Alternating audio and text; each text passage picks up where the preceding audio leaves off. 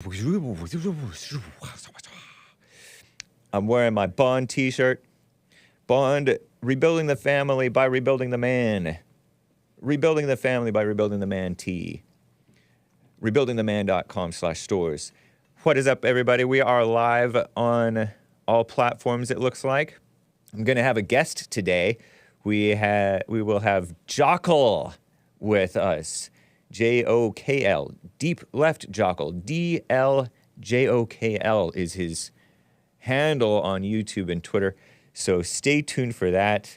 We're going to have a fun show, I think. Talk to him at least the first hour. And he is open to taking your calls. He's sort of a liberal, I guess. But an interesting one. An interesting guy. So I'm going to get right started with him. And after that, if we close out with him, if you guys don't want to talk to him, that's okay. And we can get to other stuff, the border, the crime, the mess in the world, whole lot of mess in the world, and some beautiful music. But anyway, guys, I want to get right started here, so let's get right on with the show! 1, 2, 3, 4. Oh, it's the Hake Report. The Hake Report. La la la. Oh, it's the Hake Report. The Hake Report. La la la. Oh, it's the Hake Report. The Hake Report. La la la. Oh, it's the Hake Report. The Hake Report. La la la. The loud report. My bag, our bag. I don't know what happened with that audio there. It came in extra loud for Hake, and maybe sound was kind of strange. But anyway, thank you guys for joining me on the Hake Report. Yeah, we're gonna have Jokl on the show. Let's get right started with it. Jokl, are you there? Are you there? Yes, can you hear me? Yes, I can hear you. You're coming through well, and I appreciate you making the time and trouble to talk with me. I've been wanting to talk to you for a long time, actually. Very cool. Yeah, if you hear some musical notes in the background, I apologize about that. But we're in an interesting location, but we made it. We're here, and hopefully no further technical difficulties. And you're in the United States, are you? Not Correct. To dox your location, but who? It's not easy to do because I'm always moving around. About 2021, I started to just tell people, hey, if you want to meet in real life, I will come drive to your house. And I did that, somewhere between 50 to 100 people. You kind of lose track, and then kind of branched out networking from there. And what I'm doing right now is I'm focused on writing a book. So full time, not earning money right now, not working a job, but just full time doing research, writing very seriously a book tentatively titled History of the Dissident Right. So it's going to start really with medieval Europe and looking at theological, political formations and foundations up until Renaissance, Enlightenment, founding of America, and then the bulk of it is going to be how did we get from a point where the right wing was basically dominant to now a place where the right wing is, and a lot of those mainstream right wing positions are now considered fringe, they're considered extreme. Yeah. How did that change happen? And how can we explain that? So it's going to be a work of history, and maybe we can talk about some of those themes today. That sounds pretty interesting, man. And you're in your 20s or 30s, are you? Yeah. People, I remember when I started my YouTube channel, people would be like, you're 17. You're not allowed to talk about politics. You're just some dumb kid. I like to be a little bit mysterious, but I also like to see, if you ever have a girl ask you, what's your astrological sign? I always say, guess and tell me the reason why you think it's that. So then I've heard things like, well, you're a Taurus because you're so stubborn. So I'd like to hear what people's impressions are of me and have them justify that rather than, project outward. And then it's more interesting that way, I find. Yeah, I have sort of a limited knowledge about you. Again, I said that I've been interested in talking with you for a long time, but I didn't really know what to talk to you about. Somebody DM'd me about you. Maybe you debated somebody a couple of years ago, 2 or 3 or maybe longer years ago, and they gave me that tip. And so I've followed you on YouTube and Twitter, and I've seen you talk about debunking different things from the right wing, and I've seen you talk about sort of, I guess, philosophical things, and it's been kind of interesting. It's been pretty interesting anytime I've hopped on and checked out what you're talking about. What are you, if you don't mind my asking? Well, I think of myself as a political philosopher. The term deep left is, two parts. The deepness of it is trying to get past the superficiality. That I think people today more than ever treat politics like a football game. And just like when your team loses and you start flipping over cars and setting things on fire, people get very upset about politics. People are very invested in it, but they don't have a deep understanding of it, and they're not even playing the game, to be honest with you. Just like if you're a fan screaming in a football field, you don't actually impact the reality of the game. I mean, it's the players, right? Similarly, when we cheer for Trump or we hate Trump, really doesn't actually impact the levers of power directly. So power is very hierarchical. It starts from the top down. And if we don't understand that, this elite theory of power, then it's almost, I see it as a religious phenomenon. Like people are almost praying to Trump, or that you have these witches who are hexing Trump, It's all this kind of cargo cultism of power where people want to feel powerful. They want to feel like part of something larger than themselves. And so they're cheering on these teams. But there is a small percentage of people that I try to appeal to who are interested in understanding things and maybe actually figuring out, okay, what can we change? Can we change Washington, D.C.? Can we change our own local community? Understanding how that works and what the history is going to help us prepare for the future, because we're in the middle of revolutionary times. I mean, what we're seeing right now, we've never seen before. And we should get real about that. We shouldn't just ignore it and be apathetic to it. But we have to have a way to interface with it that doesn't make us mentally ill. I think social media is proven to increase mental illness. And so, how do we be informed? How do we be knowledgeable? How do we have an understanding of our cosmology? Cosmos in Greek just means order. So it doesn't just mean where are the stars, where are the planets, but it really means like, how is our world ordered? We all want to understand that from the earliest mythology to the present day. So I try to give people tools to understand the world. I talk about the tripartite class system. I talk about minoritarianism.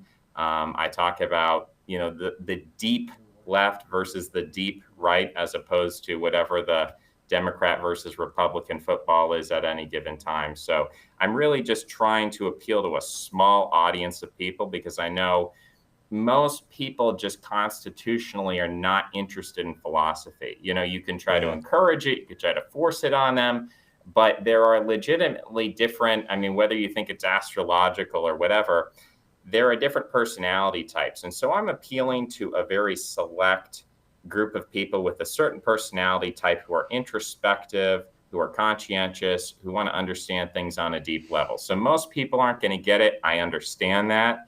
And I'm not for them, but for a small number of people, they find my work helpful, they find it enlightening, and they also find it motivating, because when the world isn't so chaotic and crazy and confusing, when you can actually make sense of it, then it's a lot easier to invest. It's a lot easier to be motivated if you have a surer sense of where you are, who you are, and what you're doing. I've noticed that phenomenon of screaming at the football players. Even in my show, in thinking about what to cover and thinking about how I interact with the news and arguing with the chat and callers, it doesn't really affect anything, like you said, at least not on the national scale. Maybe it either dulls or awakens listeners or callers or myself when we're arguing about something. But I noticed, for example, yesterday I was arguing with a listener and chatter in one of our shows on the JLP network about abortion, for example, and whether abortion decreased black crime. And I realized it doesn't even matter, because the reality is abortion is happening and we're not going to affect it.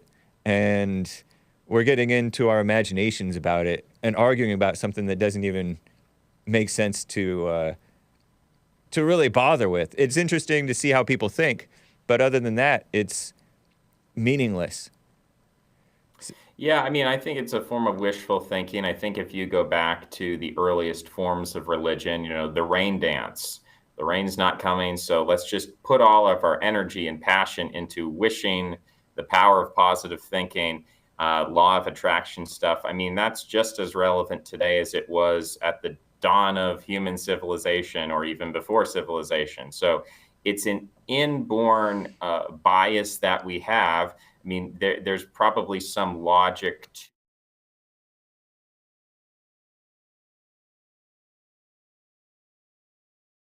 happen. So I'm just going to put a lot of emotion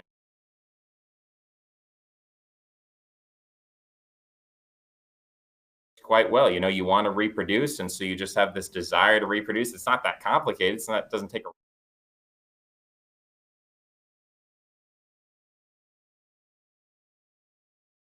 how we interact with the world are based in our bodies.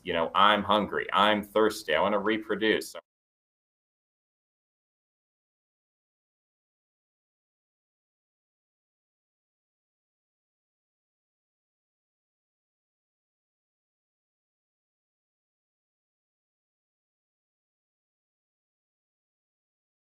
Study for thousands of years all the little nitpicky details of how does our democracy work? How do these corporations work? These lobbyists, these board of directors. I mean, the legal language, the amount of literally every corporation in America has its own set of bylaws and rules, and then there's federal regulation, state regulation. I mean, to really understand that completely would take so many lifetimes, and we have millions of bureaucrats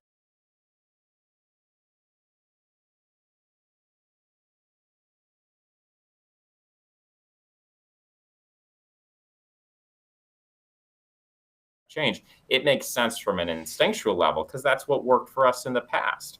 But things are so complicated today that we have to kind of humble ourselves and say, if I'm going to interact with this behemoth, then I need to be strategic. I need to realize my position, where I'm at, what I can do. And maybe that doesn't involve, screaming at Joe Biden or screaming at Donald Trump. Maybe it involves like looking inward at ourselves and then looking at our neighbors. And I don't mean that in a literal sense of the person who's next door. It could be, but in the people who think like us. So I'm trying to find people who think like me. I really do believe that the difference between conservatives and liberals is much more of a deep personality difference than having to do with the issues. I think, liberals are very much, at this point, they're very much into education. They're very much into authority. They're very much into institution.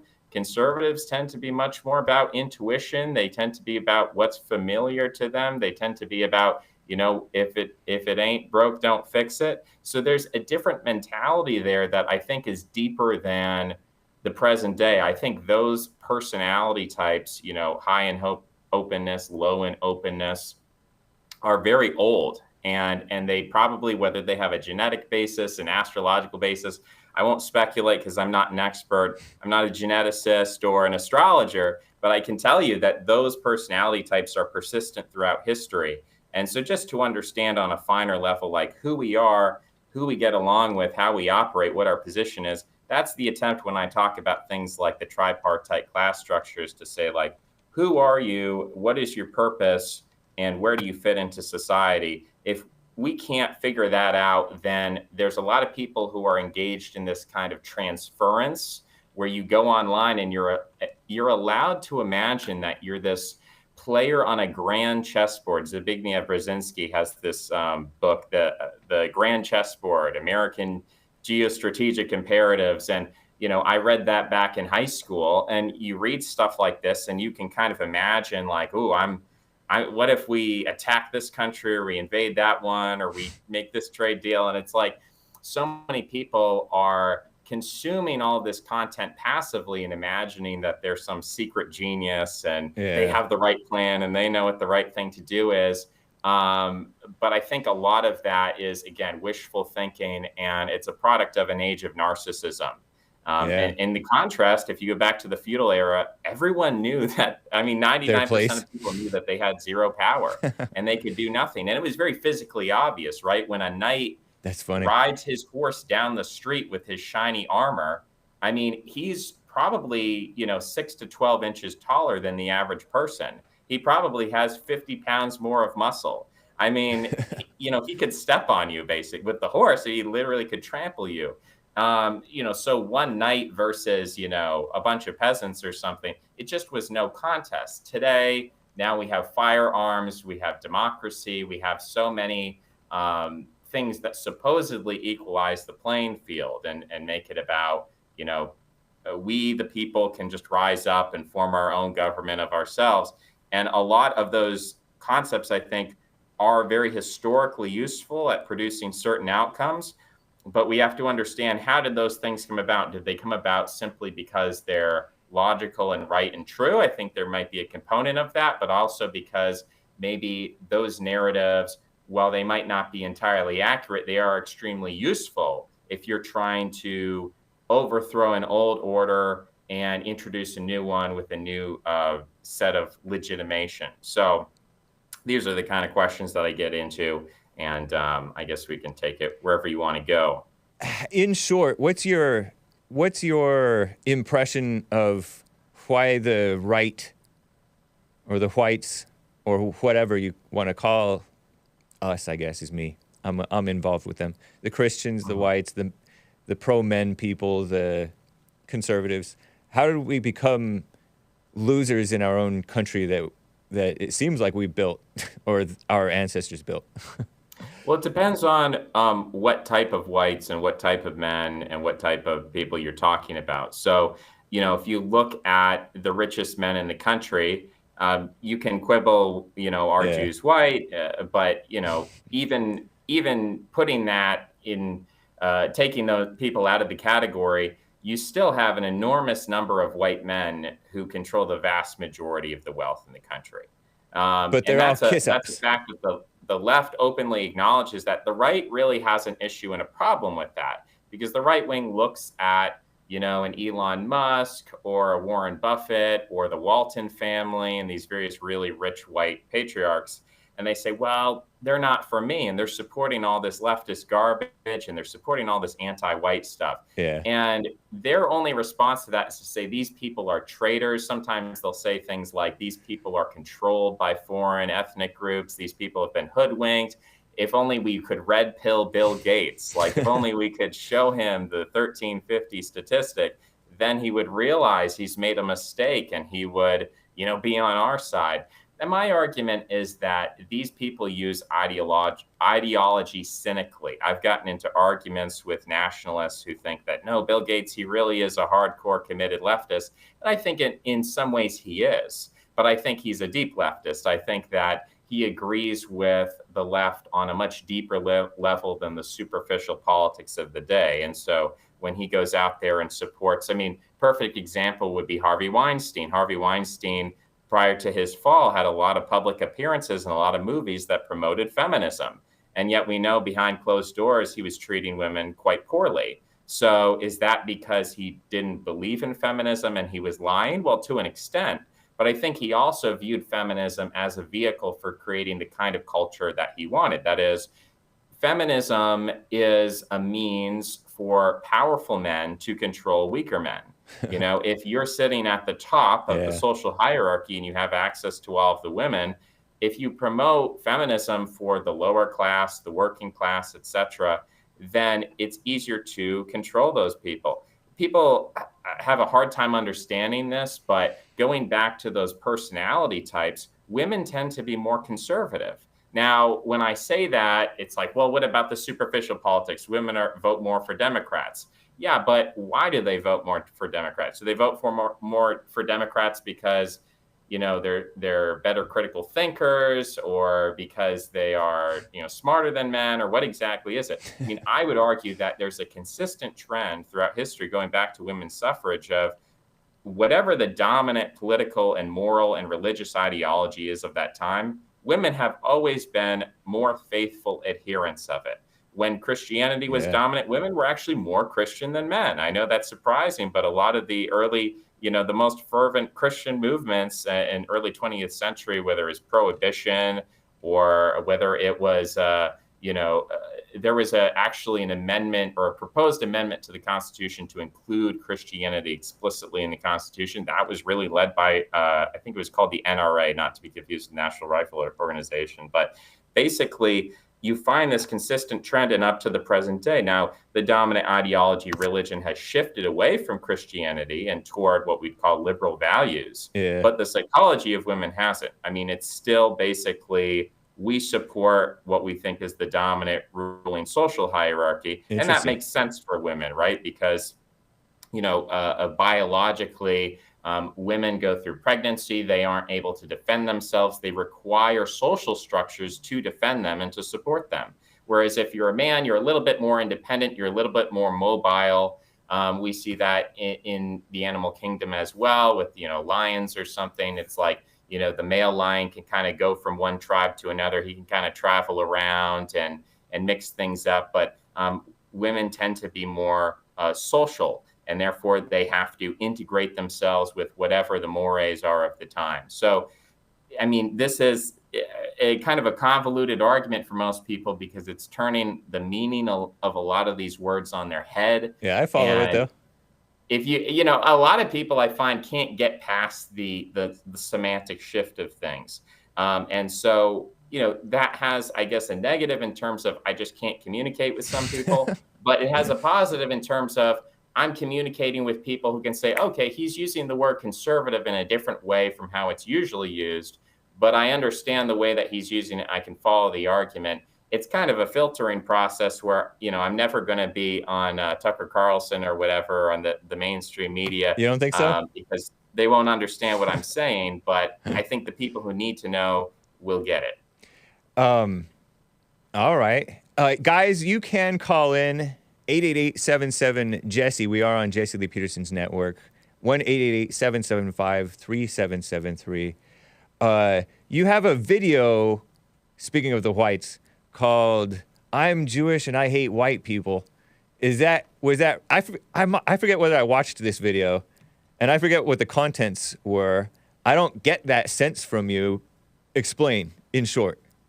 Well, I mean, there are a lot of white nationalists and neo-Nazis and people who, I mean, Keith Woods, I made a video about him. Yeah. I called him a liar, and then he got in the comments, and I said, look, Keith, I'm not trying to be your friend because you worship Savitri Devi and she worships Hitler. And so we're not going to be friends, but I'm going to make some substantive points in this video. And instead of responding to those points, he just said, I don't worship Savitri Devi. But I've never heard of her. I've never read her books. I just like her environmental policy. And then I went and I pulled up the receipts. And of course, it was a very bad look for him. But, he doesn't want to engage. He just wants to say, this guy's a Jew. And that was all on Twitter. I don't, get in debates on Twitter. But yeah. I just saw this stuff of him saying, this guy's a Jew. Don't talk to him. Don't try to reason with him. Don't engage with these points. He's a Jew. And Jews hate white people instinctually and so on. And so I just kind of put that in the title as if that's what you want to believe about me and you don't want to engage with my points, you can do that. I think that's kind of funny. Okay. But yeah, I don't hate white people in a literal, I see a white person, I start, foaming with rage. But I do think that the people who associate with being pro-white and stuff like that, I have a healthy antagonism with those people, and I'm not ashamed of my heritage or or whatever. So it's kind of a tongue-in-cheek little, like, you know, what do they call it? Agree and amplify. So I just thought I like to kind of rattle the hornet's nest sometimes with those people. Are you, what are you? Are you atheist? Are you religious Jewish? Or what are Well, you? I would say that, you know, so it's funny, there are some people when I say I'm Jewish, they're like, "You're not really Jewish." And then other people, if I would turn around and say, "Okay, fine, you're right," then they'd say, "No, you're secretly Jewish." So, you know, I was not really, I was introduced to the religion of Judaism. I never really identified as a practicing Jew. You know, I have that heritage, but it's a secular heritage. And, you know, it's really, actually, the history of Judaism is really interesting because they don't teach it to you in school. And so you kind of have to do your own research on this. But, you know, Judaism had a revolution basically in the 19th century, where prior to that, you know, the vast majority of Jews, you know, 99% of Jews were Orthodox Jews. They lived either in ghettos or shtetls. They lived in these very tight-knit communities in Europe. There were legal restrictions on them. They couldn't own land. They couldn't engage in most forms of labor. There were a very few select number of jobs that they were allowed to do.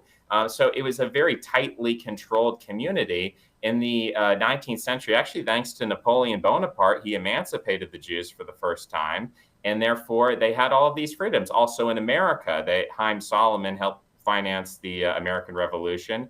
And in America, because they were able to join Freemasonic lodges, George Washington actually was like, "Well, you're my fellow Freemason, want to help fund this revolution?" He said, "Sure." So in those two cases, Jews started to see the opportunity to integrate or assimilate into broader European society.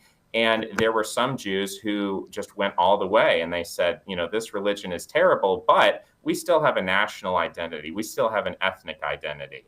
And really, you've seen kind of this bifurcation and then a filling in the middle of, you have people who are called conservative Jews. They're neither Orthodox nor liberal. Then you have people who are Jewish, like you have the Marxist tradition, right? You have then within the Marxist tradition, the Trotskyite tradition. Then you even have splintering there, right? So from the neoconservative movement, right? So there are a lot of these little splintering sects, just like Protestantism has a million different little churches. Judaism also has that. And it's kind of esoteric and it's kind of, you know, it's an interesting history to go into. But, you know, I think I come more from that tradition of like a Justice Brandeis or Felix Frankfurter, or this assimilationist, secularist tendency. It's not really attached to the, you know, religion. I mean, I would look at the Torah in the same way that, you know, not necessarily Christian, but maybe a secular person would look at it as like, oh, this is an interesting document,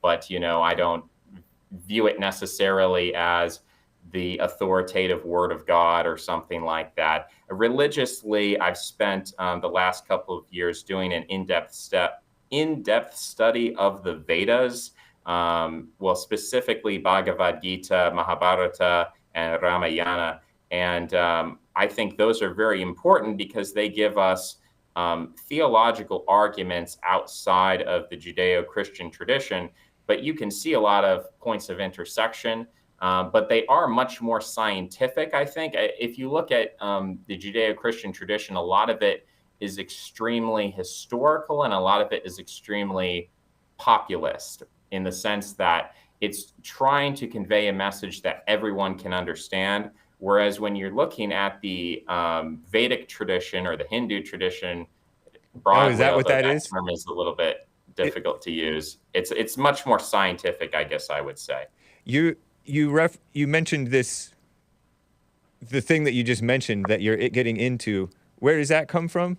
Did you say that it was the Vedic tradition? Yeah. What is that? Generally, what people use the term Hinduism. I don't like the term Hinduism because the term Hindu is just derived from the Indus River. And, you know, Hinduism just broadly refers to any religious tradition out of India. But there's a lot of different religious traditions. Some of them worship what in the Vedic tradition would be a demon, the demon Ravana. There are certain sects and churches in India that worship Ravana, you know. So India is very diverse, but the Vedic tradition is actually a canon of sacred texts, including Mahabharata, Ramayana, the Upanishads, like it's a specific canon, just as the Bible has a specific canon. So it's actually a group of books you can look at and say there's a consistent thread, there's a consistent philosophy. So that's what I've been studying the past couple of years. A year ago, you had told me that you were into the book The Power of Now, or you were reading it, and it was very interesting to you, by Eckhart Tolle or whatever? Correct. Yeah. Is that related to that? Definitely. Yeah. I mean, that book was interesting at the time. I haven't been getting into so much of that recently, but I mean, the way that he communicates and the way that he differentiates different parts of the ego, I think show this connection. I mean, first of all, I believe that Freud derived a lot of his ideas from Nietzsche, and Nietzsche himself was explicitly writing, if you actually read Nietzsche, he says, I'm responding to the English psychologist. So Nietzsche, first of all, is not a philosopher, he's a psychologist. That's basically a distinction that most people don't make, but I think it's an important one. And, Nietzsche himself is getting a lot of his information from the Orientalists. So he studied Greek, he was a philologist, but he was also really interested in these Orientalists who are simply Europeans who are studying translations of Buddhism and Hinduism. And that whole tradition contains within it a lot of similarities with Platonism in that it differentiates different parts of the soul, and that, what in Freud he calls the ego, the id, and the superego, that's there with Plato, okay? And that's there in the Vedic scriptures, is that you have a tripartite soul, and that, we need to differentiate between these things. So what Eckhart Tolle does is he tries to communicate that in a very, very simplistic language without requiring that all that tradition. Sort of an uninitiated person, he's like, look, you have this thing called a pain body, and it literally feeds off pain, and the more attention you give it, the bigger it's going to become, the more it's going to consume your life. But you don't need to pay attention to it, and you don't need to go into your mind, you don't need to figure it out intellectually, you don't need to go into your body and fix it emotionally, but actually you can go to this third person, which is this pure consciousness, this observer. And you can identify with that rather than identifying with your pain and your suffering in the narrative of the ego, this martyr complex, this victimhood complex of, I was hurt in the past, I was traumatized. And it can be big. It could be something terrible that happened, or it could be something small. You stubbed your toe, or someone made fun of you, or whatever.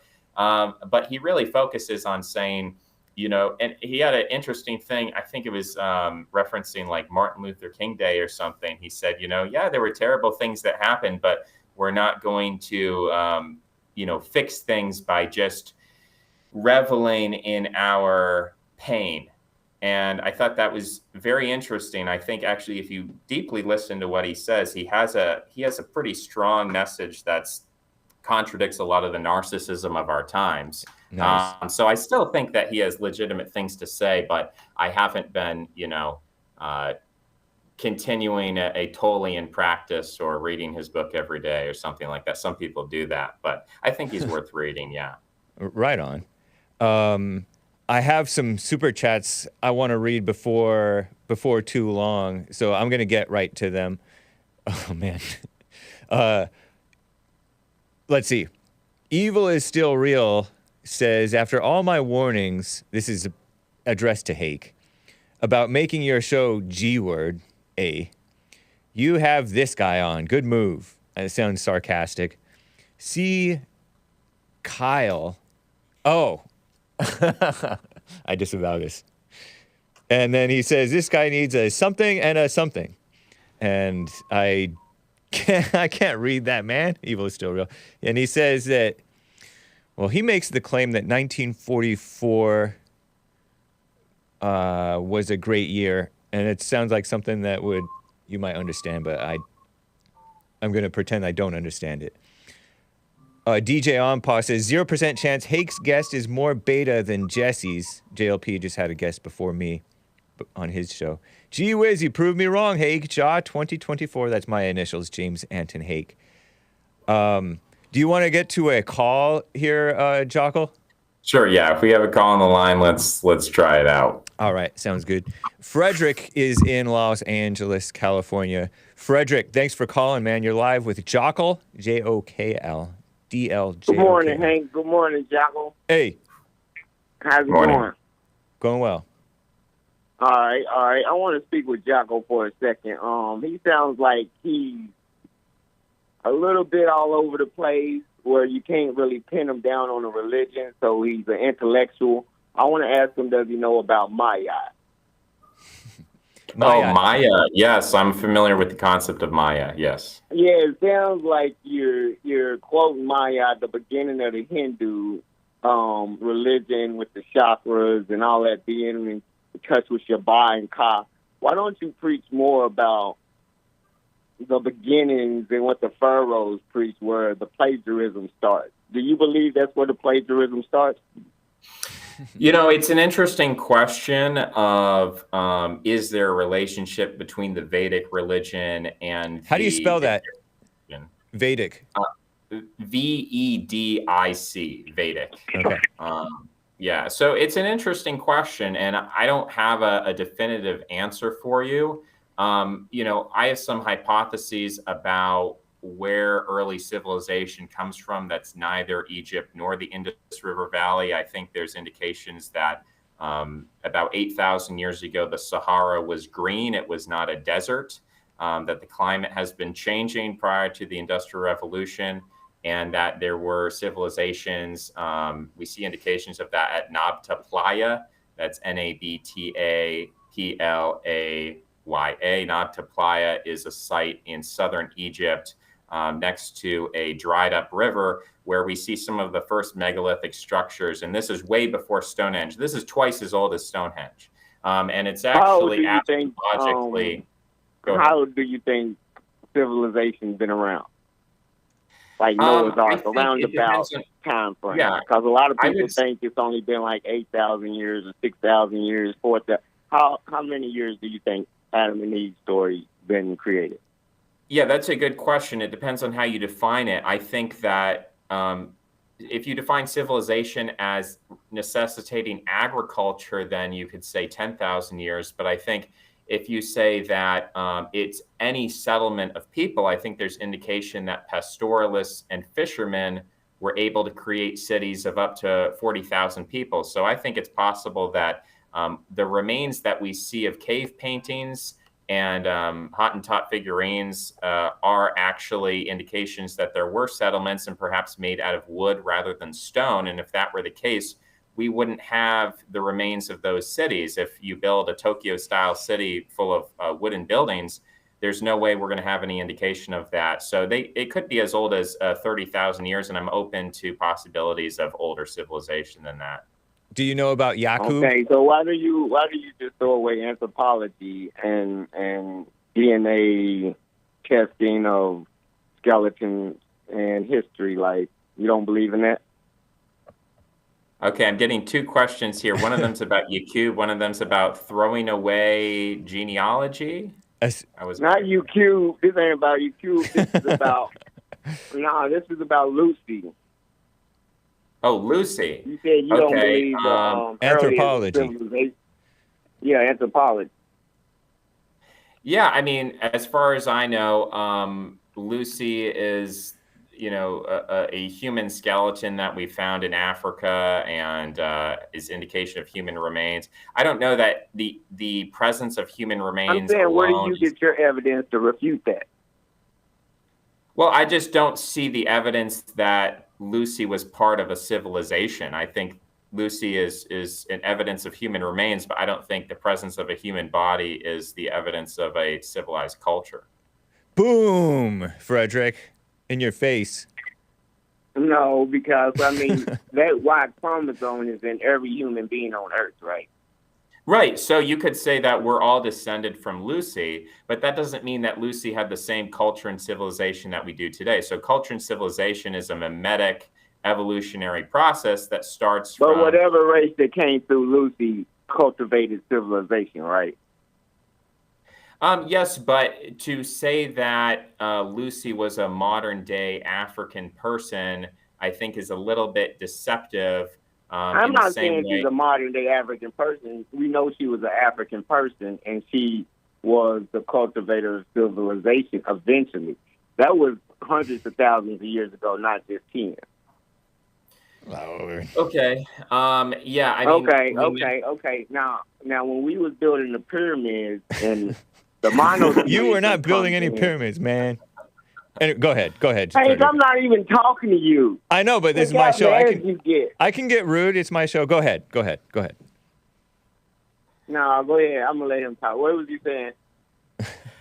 Man, I love that you guys He are don't building have a pyramids. I thank you for definitive building point he's pyramids. standing on. I He's think they're all over cool. the place. You guys But should it build comes more from pyramids. Mayat, and he's I taking support the you. Bayan the Trinity outside, setting the roof. You know what I'm saying? It seems like he knows it all. He picks up what he wants to pick up from, and he acts like he's an intellectual, but he's just living life and agreeing with everybody. That's what Alexander the Great did when he went around and conquered everybody. He said, "Your God's my God. You can keep him. Just hold this flag up and say, we own y'all." And he went around saying, "Your God's my God." Yeah. And then he put his wife of Ptolemies into place, and they started acting like they were pharaohs. And they came up with Serapis, the fake Jesus. He knows all this, don't you? Right? What do you think about the presence of He the knows. R1b haplogroup in ancient pharaohs far prior to Alexander the Great? You say what? What do you think about the presence of the R1b haplogroup in the line of pharaohs prior to Alexander the Great? Yes, it's in West Africa, North Africa, Morocco. I already know whether it's a dark purple haplogroup, and it shows you where it's at on the map. And they were African. Do you agree that they were African? What makes that haplogroup dark purple? Is it because you saw it dark purple on a map No, somewhere? they show you where they were located on the map. Who I done shows looked you? this up Who before. shows No, you? I'm not saying they're dark purple, but as people, I thought that's what I'm you saying said. Okay. the location. Okay. Yeah. I mean, look. Where do you think they're from? I'm totally open to the idea that, black You're open people. to a lot of ideas. Let him finish his point, man. I'm Okay. totally open to that idea, but I'm not like doctrinally wedded to it. And I think that I'm less concerned with the skin color of who the people who started civilization were, because I'm not interested in like proving that I'm good enough to be civilized, or I'm not good enough, or these people are inferior, these people are superior. I'm just not. You're just morally gonna take it and motivated run with on it without committing to a religion. I understand. I respect that. As long as you know Okay, the cool. truth. And once your heart's lighter than a feather when you get to heaven, if it's heavy and you feel it on your conscience that you've been a fraud, you know where you're going, because that's where the concept of heaven and hell came from. You have a good day, Hank. Thank you, Frederick. Love your show. Appreciate All it, right. man. All right, bye. That was interesting. So, somebody in the chat asked about Yakub. I don't know how you pronounced it, but do you want to respond to that? I mean, as far as I understand, Yakub is what is it? A Nation of Islam theory that there was a black scientist who created white people in the Caucasus Mountains. I think that's pretty cool. I mean, I'm kind of in favor of that. If it were true, that would kind of make white people like the Terminator or something, like Yeah. this creation that's like a race of super soldiers. I don't know. It sounds kind of badass, but I don't think it's that popular. So I don't accept it, but it's a nice fantasy, I guess. Okay, tell me about Oliver Anthony. You brought him up as a possible thing to talk about. Who is just in Oliver terms Anthony? Yeah, I mean, I don't. Because I haven't talked about him follow a yet. lot of- Right. Oh, you have? Oh, that's funny, because he's everywhere, man. I know, He's got- I'm familiar somewhat, but Yeah, explain who he is to the audience. Right. So he came out with this song, Richmond, North of Richmond, and it instantly got these millions of views. And that's always an interesting phenomenon to me, when it's just like, I'm just a humble YouTuber and I'm getting millions of views. It's like, I'm very skeptical of the idea that we have this neutral algorithm and that, popularity is just an accident. It's just whatever people like. I mean, I'm related by marriage to the people who started rap music. And by the way, they weren't black. Music producers are very important. And the function of the producer in promoting certain artists and not others is still relevant today in the way that social media popularity occurs. So all of these people are sort of hand selected, and I think Oliver Anthony is one of them. But putting kind of the conspiracy theories aside, I'm surprised to hear you say that. Yeah, interesting. Well, I mean, it's just a fact, you know, right. And that's part of my worldview is just that, you know, culture is not something that's organic from it's just whatever we like. I mean, there's so many different talented musicians, and I've met them who will never be popular, who no one will ever know just because they don't have the right connections. And that the stuff that you watch on TikTok, the stuff that you watch on YouTube, most of what is popular is chosen by some board of directors, by some producer. And again, I have personal anecdotal experience with these people, but you can just read the publicly accessible history on Wikipedia to know that whether it's the Beatles, whether it's Elvis, whether it's the Jackson 5, I mean, all of these are created not of people's, you know, a popularity contest among people, but they are shoved in front of the people, and through repetition, people become familiar with them and they like them. Doesn't mean they're not talented, but a lot of people are talented. And I say the same thing about Oliver Anthony. The kind of themes he's putting out, it's totally victimary. It's totally, you know, these guys control everything and everything sucks. And then it's just like, there's so many weird contradictory things, but that's the state of the Republican Party, is that on the one hand, they're like these free market anti-welfare people, but on the other hand, it's like, oh, poor me, I'm a victim of the establishment. So, you know, I don't think there's really a well-grounded, philosophical, like coherent message being put out there. It's kind of, you know, just a conglomeration of different complaints coming from different, you know, the libertarian tradition, and then the kind of like the rural tradition and the populist tradition. And it's being put out there, and then you see the responses and you see the pushback, right? And there was something that he had like an anti-Semitic playlist on YouTube, and that was a big deal. Yeah, it was something about like connecting. I don't really want to describe what it is out of, you know, we respect YouTube and everything. So I'll just say it was some terrible thing.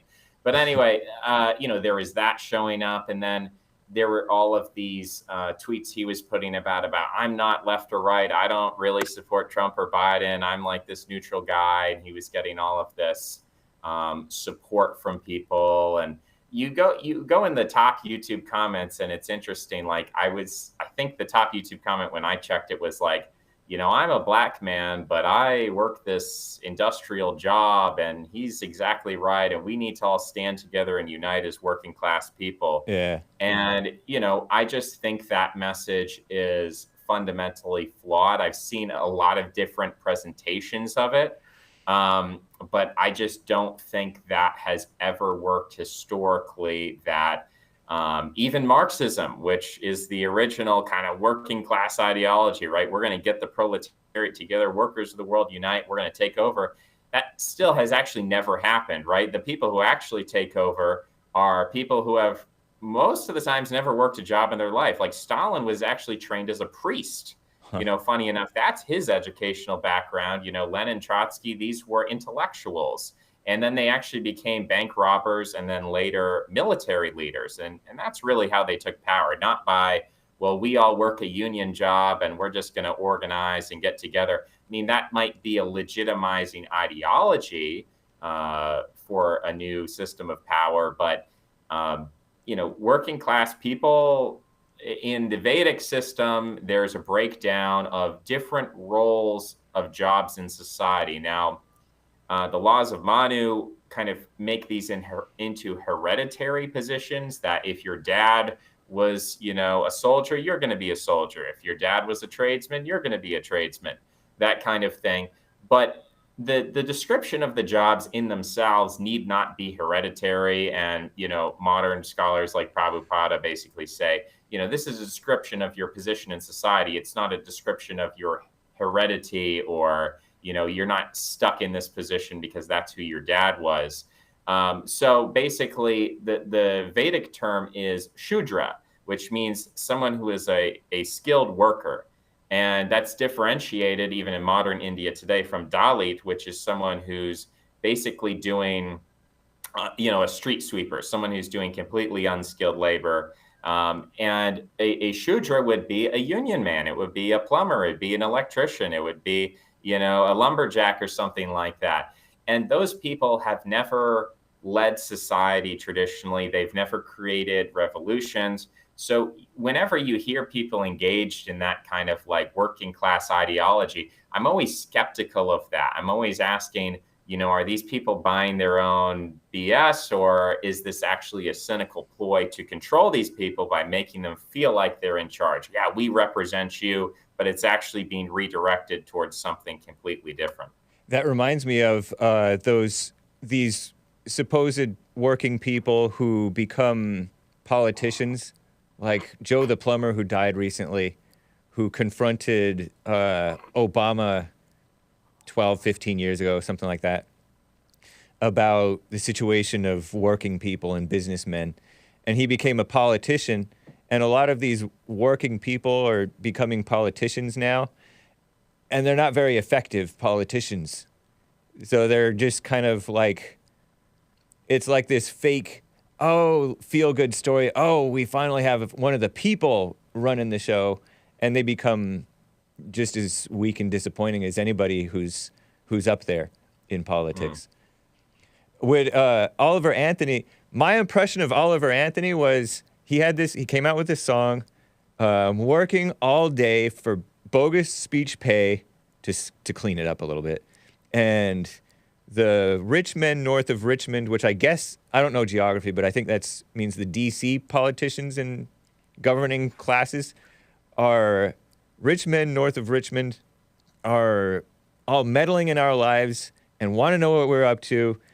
And they don't think that you know, but I know that you know, and it's a darn shame. And you're right, it is a bunch of complaining. And it does sound sort of, it's total victimhood.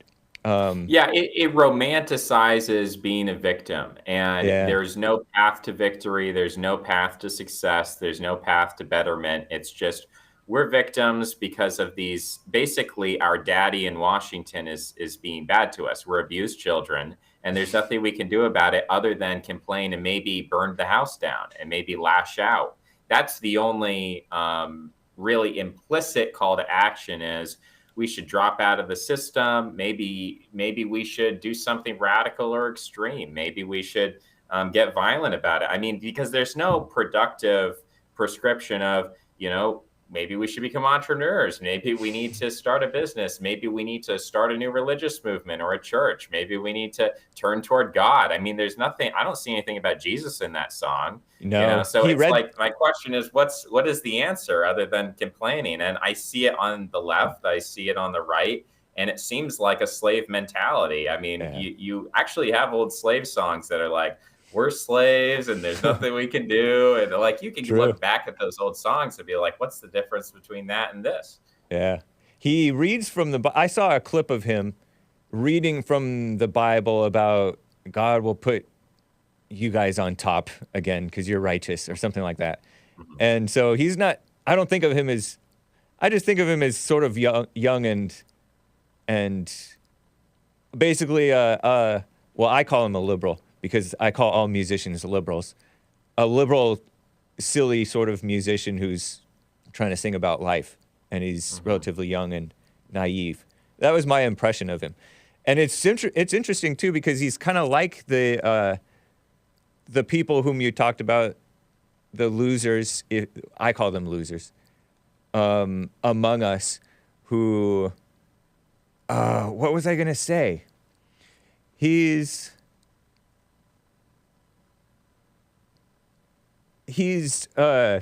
talented. He doesn't know what he has, and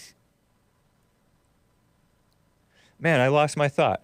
But basically, it's defeatist, and he's one of the losers who's semi-talented but doesn't really know what he's talking about, and not going to really affect anything but to keep the people asleep. It's all like feel-good mess. Kind of like what we were talking about with the complaining about shouting at the football players, I guess.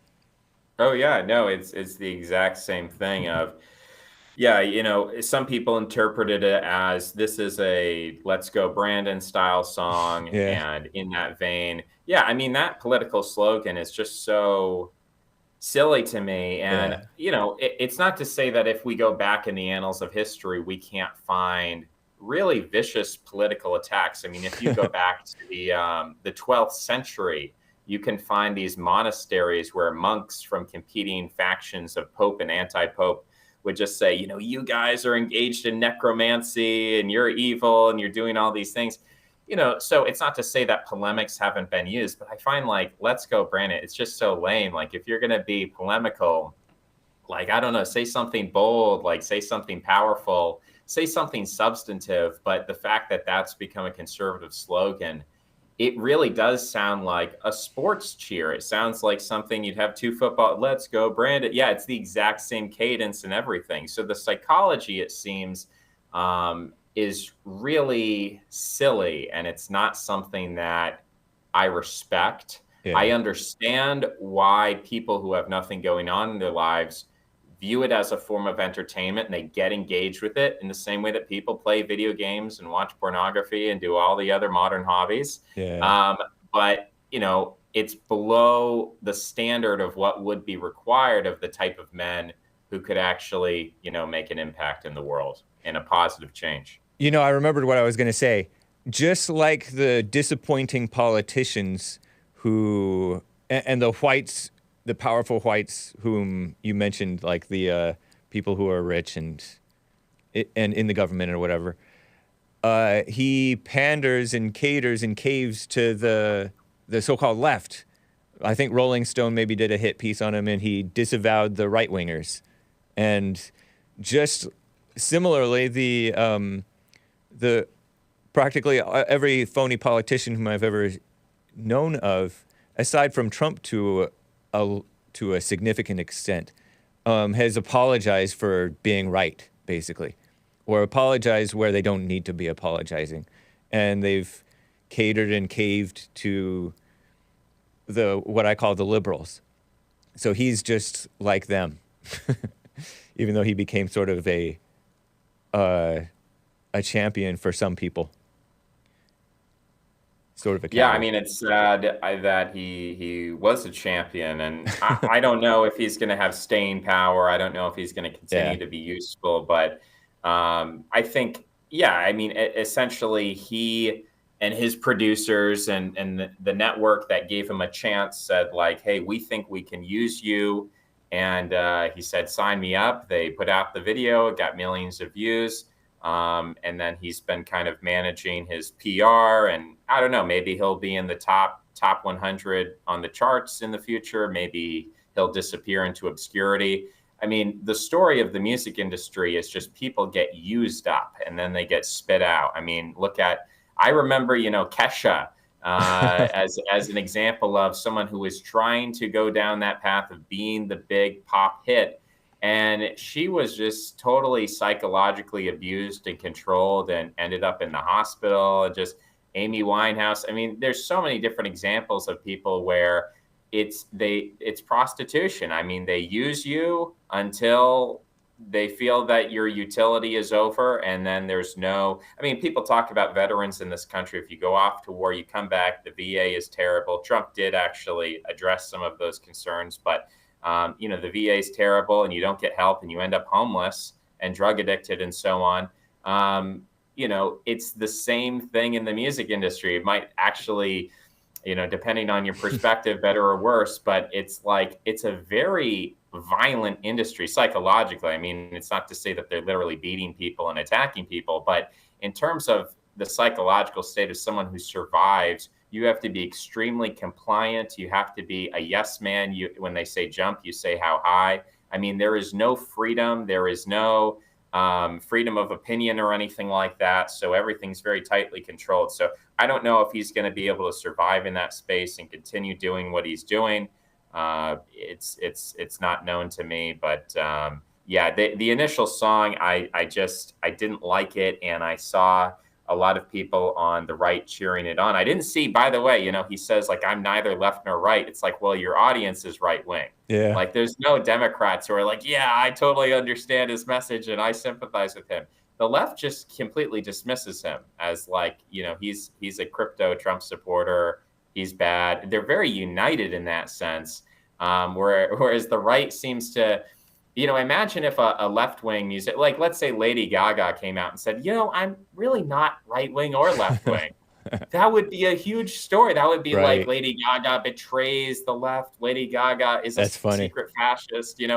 I remember the controversy with Taylor Swift. The reason why she was parodied as a fascist is because she refused to come out and state her she didn't say anything political. I know. And that's what they said, oh, you must secretly be a conservative. So our Aryan goddess. Right. The left, is in a revolutionary religious mode. They are trying to consolidate their power and their morality.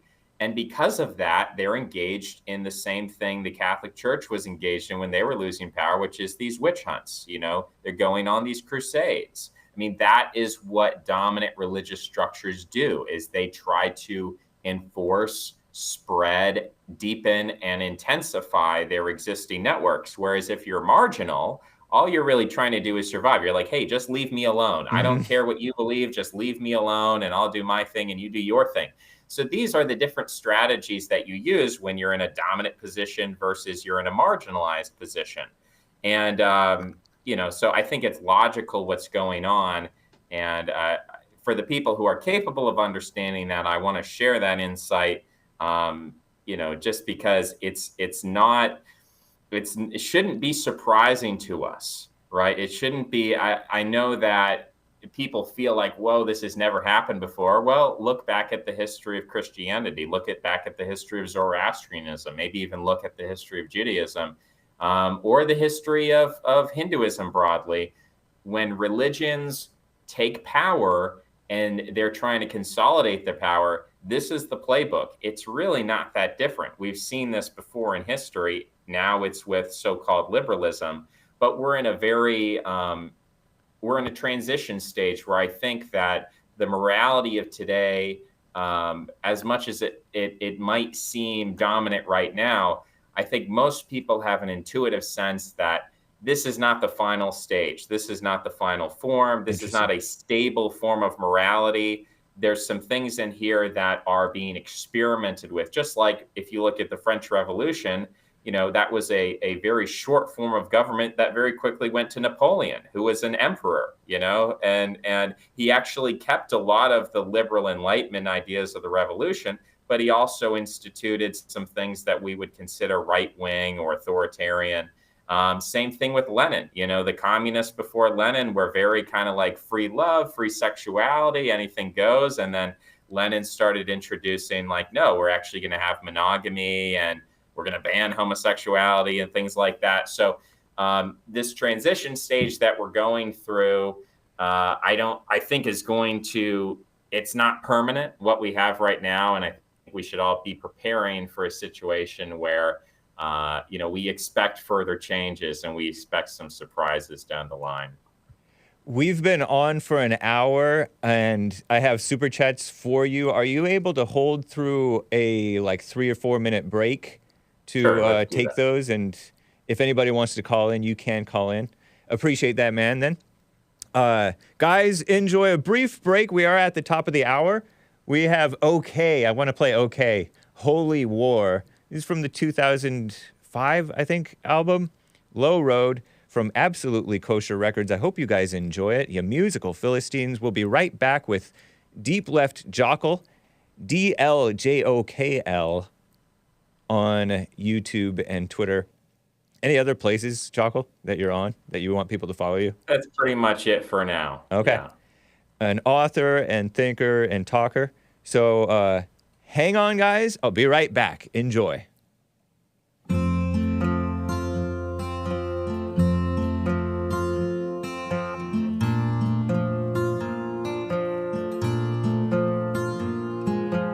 Every day they got a gun up to my head.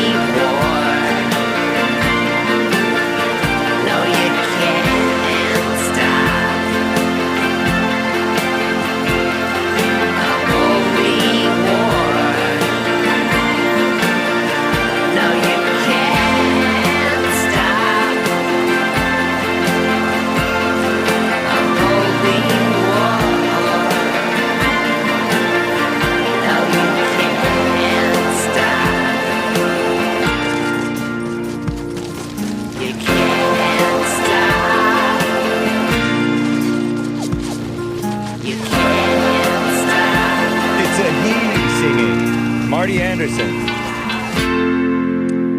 Isn't that nice? He had or has, I don't know if he's still alive. What's that thing? Crohn's disease. I think that's why he sounded like that. Thank you guys for bearing with me through that beautiful music, in my opinion. Okay, is the singer. Jokl, I have some super chats, and I think some of them are addressing you. I'm live with Deep Left Jokl. Are you there? Just checking your audio. I'm here. Okay. Addressing that "Let's Go Brandon" chant.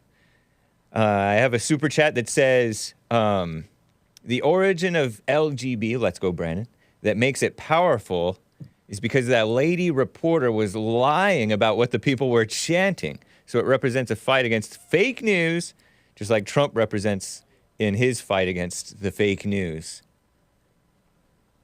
Was she lying about Let's Go Brandon? She was doing the best that, the reporter has a job and she has a script and she has a morality and she has all of these structures.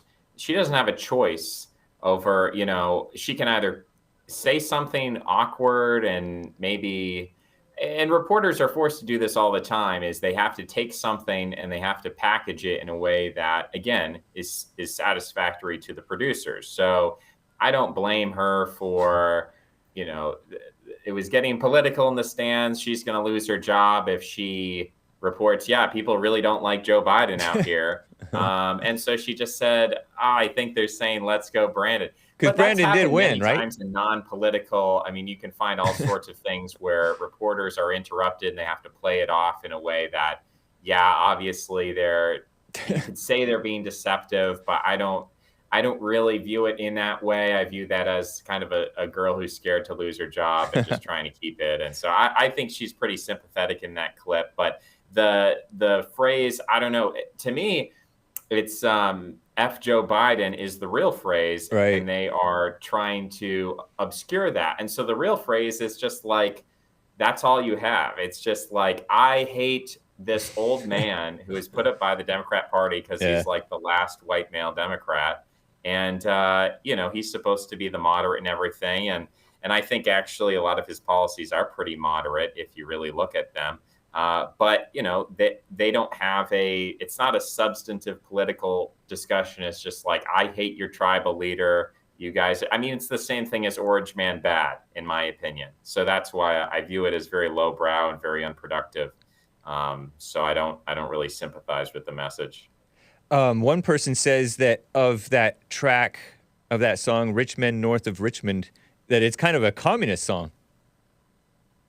Yeah, you can see that. And I make this argument that a lot of people who consider themselves right-wing or nationalistic, oftentimes the intellectual roots of their moral arguments are left-wing in nature, whether that's communism specifically. I also think you can look deeper into Christianity and see elements there of, okay, where does the concept of a martyr complex come from? Well, the first time that we find the instance of a virtuous martyr, I would say, is possibly in the Judeo-Christian tradition. There may be other religions where that's also the case, but at least Christianity maintained, established, embellished the idea that if you are persecuted by the establishment for having righteous beliefs, that makes you even more righteous. So certainly that is something. And, you can have the Christians will debate internally, does that mean that it's good to be a political martyr? Some of them will say yes, others will say you're misunderstanding Christ's sacrifice, and that's a completely different thing. But it's easy to see how one could lead to the other, or at least be misinterpreted. Some super chats on Rumble. Spoiler alert says, our politics and quote unquote culture, including the song Rich Men North of Richmond, is now manufactured for us by the synagogue of Satan. I don't hate ethnic Jews, he says, but I know they're the enemy. Yeah, I think that, again, if you look at who is in power and who is in control, I think it's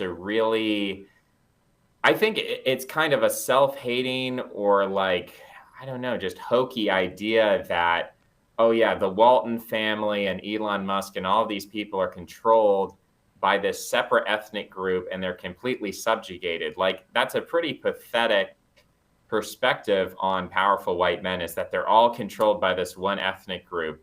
And I don't even believe this. Like, look at George Soros, the idea that Jews have this very consistent internal cohesion. Not to say that Orthodox Jews, like within a sect of Judaism, that they don't have that sense of identity. But one of the reasons why George Soros is so hated is because of Benjamin Netanyahu. Benjamin Netanyahu, with his political connections all around the world with the conservative movement. And that's not just a conspiracy theory. That's a fact, that when you have the National Conservatism Conference with Yoram Hazony, like, he's directly connected.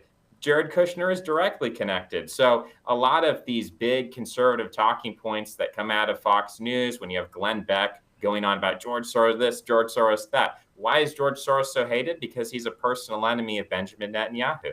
Because George Soros doesn't agree with those extreme Zionist policies.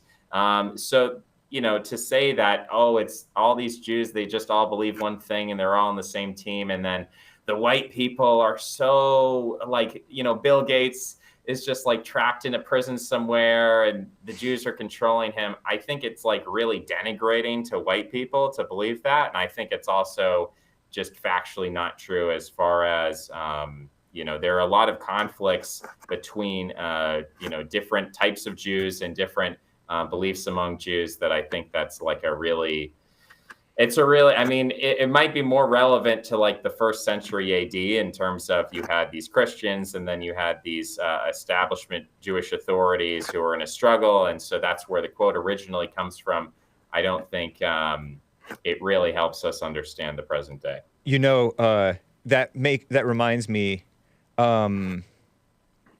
I started noticing the Jew thing around the 2016 with Trump's popularity, and the alt-right came into, people became aware of the so-called alt-right, which was kind of short-lived, actually, because they got smeared after Charlottesville.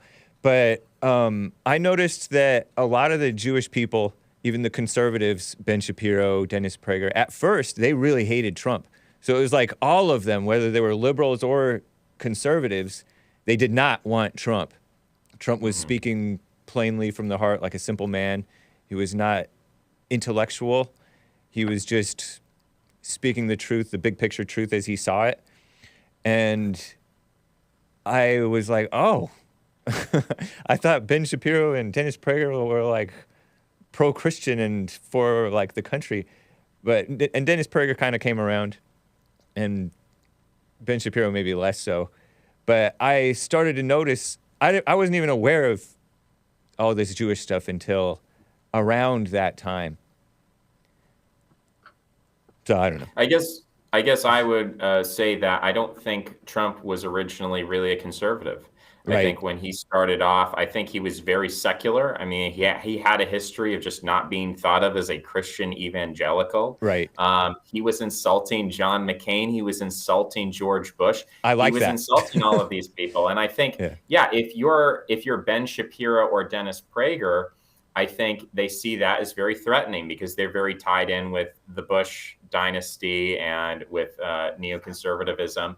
And Trump was pushing back on that. And obviously, then Trump made a bunch of deals. He's good at making deals, and now they claim to like him. Just like Tucker Carlson claims to like him, even though we have that tape of him saying he hates Trump. So, there's a lot of stuff that goes on in the background. But my basic point is just to say, obviously, there are a lot of Jews, American Jews, who are very interested in the state of Israel. I didn't hear the name Israel once, I didn't know what the country of Israel was growing up. It wasn't part of my life. It wasn't part of my identity. And for an increasing number of American Jews, they're fairly apathetic toward it. They don't necessarily hate Israel, although some percentage of them actually are anti-Zionist. But George Soros as an individual has been pretty consistent in terms of his funding, his political activism. He doesn't like this ultra-Zionist, nationalistic, persecution of Palestinians. And so he has funded opposition groups in Israel against that. So Netanyahu doesn't like him. And I'm just explaining. That's why, by the way, George Soros is such a popular figure to hate on in mainstream conservatism, is because of Benjamin Netanyahu as a personal vendetta. And he basically has given the green light for that form of anti-Semitism. You can be anti-Semitic, when Benjamin Netanyahu agrees with it, basically. It's interesting that, you're right. Trump wasn't particularly thought of as Christian or conservative. He was a New York liberal and got along with everybody and was very pro-choice at one point. And then he said after he had that grandchild, he became pro-life, but for the exceptions. And the draw for me of him was that he stood on the so-called controversial things that he said and didn't back down from telling the truth. Like he finally didn't apologize. And I was so sick of seeing all these so-called Christian politicians like Rick Santorum say, I want black people to work. I don't want them to be on welfare. And that was considered racist. And he was well-meaning, but he denied saying that. He's like, I didn't say that. And so all these people were apologizing, and finally Trump stood on what he was saying, and he was just a real guy. He was like a man among boys, even making Ted Cruz look like a rhino, which he is. So it was refreshing. I think Trump was a rhino, but in the positive sense. Yeah. He was like, I'm running as a Republican, but I hate this party. Yeah. I hate everybody who's in it. I want to turn it upside down. If you don't vote for me, I'm going to run third party and destroy you people. And then the Democrats are going to win. So it's like it was like the nuclear option. And so the way he came in, I think everyone can respect his attitude, his fortitude, his persistence, the fact that he was going to run for president in 2000. So he had been planning this for at least 16 years, if not longer. Just a smart guy with a really tough personality. It's hard not to respect his leadership skills. He was popular in television, so successful in a lot of things. You can say, well, he was bankrupt many times, but he's still rich. What does it matter? Right. You can be bankrupt a million times, but if you come out at the other end a billionaire, you're ultimately successful. It doesn't matter how many times you fall down if you get up at the end. So, there's a lot of personally admirable qualities in the fact that he went in and he said, well, I'm obviously not a Democrat, but I'm also I'm actually not really a Republican. I'm running on issues that are really popular, like most Americans want to restrict immigration. Most Americans like the idea of being tough on crime. Most Americans want to bring back jobs from China. We don't want to ship all the jobs overseas. So he just was like, I'm going to have this populist platform, which was his plan, again, 16 years ago when he was running for the Reform Party. He's always had that idea. He implemented it. He executed. He managed to win. And then once he was in, basically, he found himself surrounded by conservatives who kind of, eventually wore him down and pushed him into that camp. And now he's pretty solidly in there, and it's hard to get out. And once you're in there, you're sort of stuck. And I think that's part of the reason he lost in 2020. I think, does YouTube allow discussion of election denialism now? That's greenlit, apparently. It might be a bait and switch. I disavow all questioning of the 2020 election for the sake of my channel. Yeah, I was just checking. I disavow as well. I was just checking if we get in that territory. That's funny. We can talk about other things. I have a few more super chats and a call. Do you have time, man? Sure, let's do it. Appreciate it. On Rumble, spoiler alert also says, "Let's Go Brandon" was a calling out of the mainstream news's willingness to lie to our faces. And he says, see the original video at the racetrack, which is the same comment that we basically just covered. Right. Evil is still real says, what's the best use for gas, in my car or on this guy? I disavow it. He says, is there a limit on how many books of his I can buy? I want to build a big bonfire. He wants to burn the books. Book burner. Okay. Those are all the pertinent super chats. I will read your coffees, guys. I do see the coffees have come in. But first, I want to get to Art in Ohio. Art from Ohio, thanks for calling and holding, man. You're live with DL Jokl is his tag on YouTube and Twitter. How you say his name again? Jokl. Jokl. How you doing? How you doing, I'm doing Mr. well. How are Jokl? you? You used to spell it differently. Yeah, I think the 4 letters is the simplest form, so we're going for simplicity. I like that. Go ahead, Art.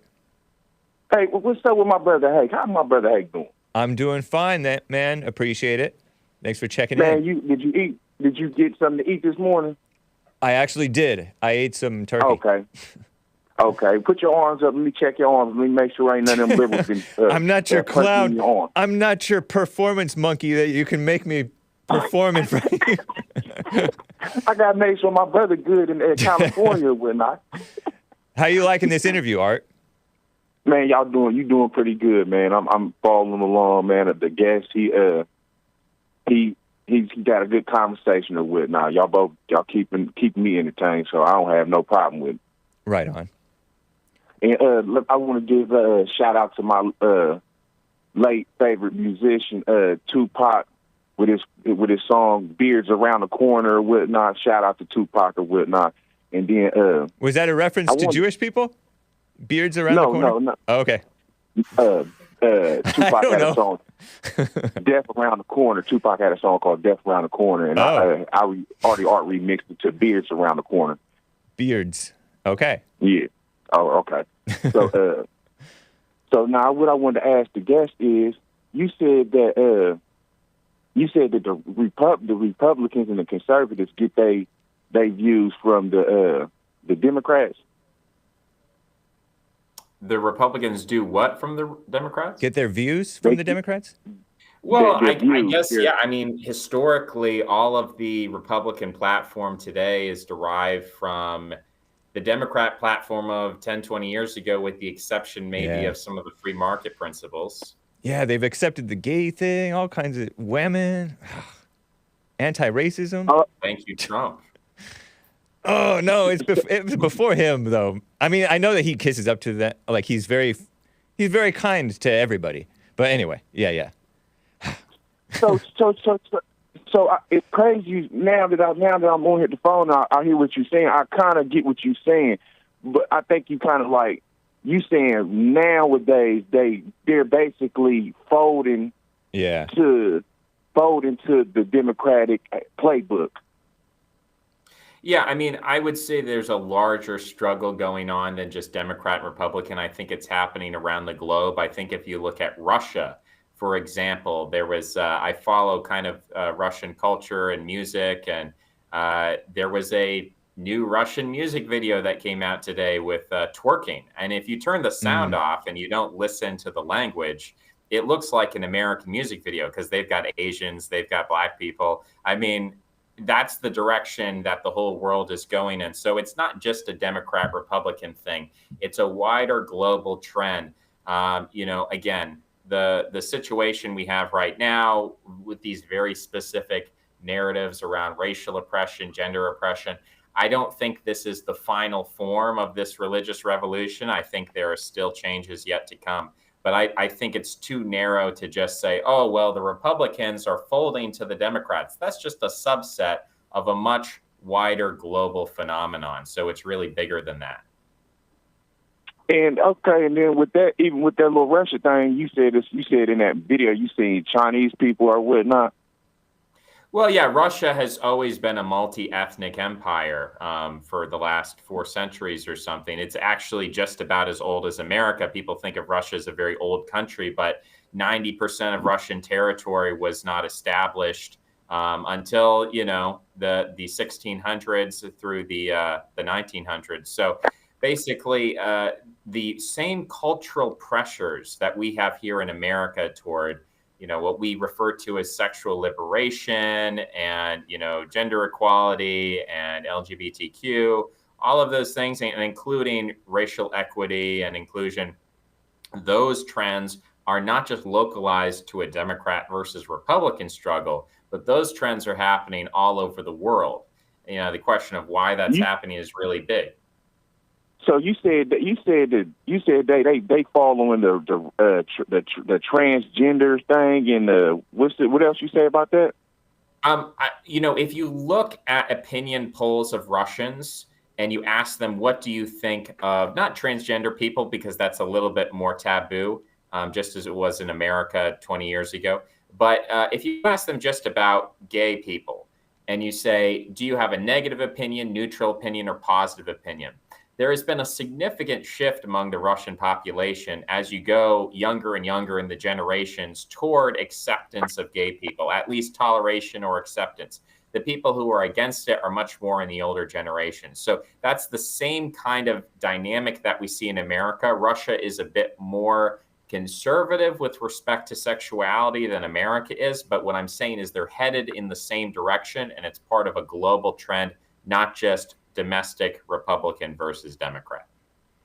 Okay, so them banning gays from adopting kids, and that don't sound like that's going with what America's doing or whatnot. You have to understand the difference between the distance of a car and the velocity and its direction, right? So if you have two cars and one is 5 miles down the highway, the other one's 10 miles down the highway, you can say, well, look, one of those cars is farther back than the other. But if they're both headed in the same direction and they're both going at the same speed, then they're both going to arrive at the same place within 5 minutes of each other. So in terms of a larger historical perspective, rather than this myopic, oh, Putin is based, he banned gay marriage, he banned gay adoption. It's like, that's very short-sighted when you look at intergenerational changes. I'm talking about cultural beliefs, not just whatever the legislatures do. Remember George Bush, back in his term, he said Defense of Marriage Act, right? That's where Putin is right now. He's doing his Defense of Marriage Act. Interesting. But you look a short time later and the Supreme Court shuts it down. So Putin's not going to be around forever.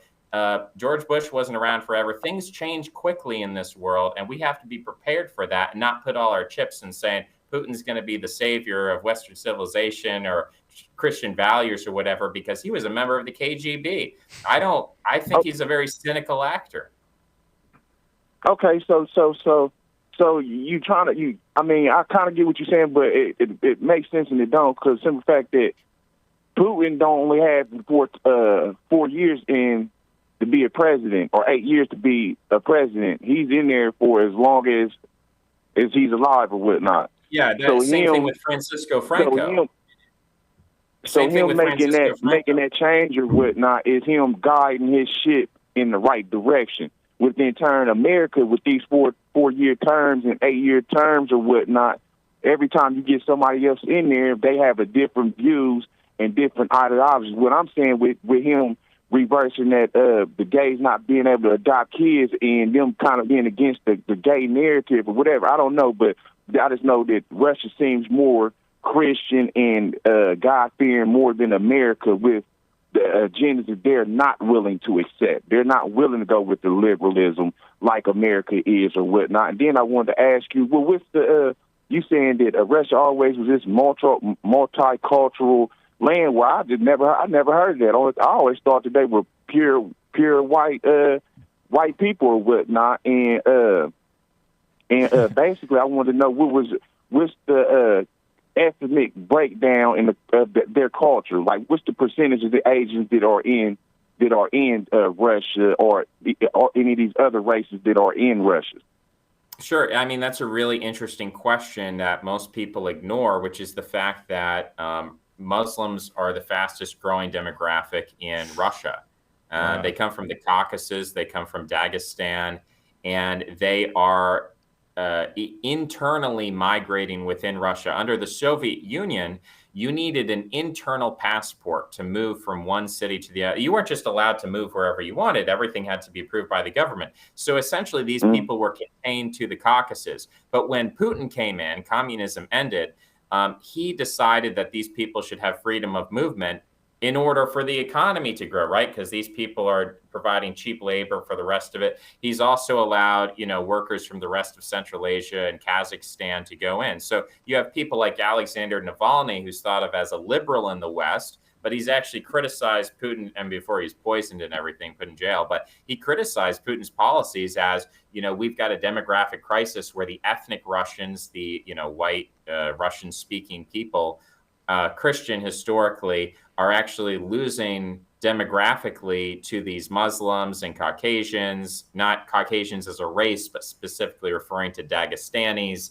Kazakhs, and so on. These people are exploding in number, and they actually are 10% of Russia, and they're projected much like Sweden, France, England, all the ones that we say, oh, well, that's liberal, that's the West, we're decadent, so we let in all these Muslims, and they're going to take over Europe. The same exact statistics apply to Russia. Then 2050, Russia is projected to have a Muslim majority. So I might be off by a few decades there, but you can look up the statistics and verify for yourself exactly where they're at. But yeah, I mean, Russia historically, when it expanded from the area of Novgorod and Kiev, when it expanded eastward to Siberia, it encountered people who were not white. It encountered people who were basically Asian or Central Asian.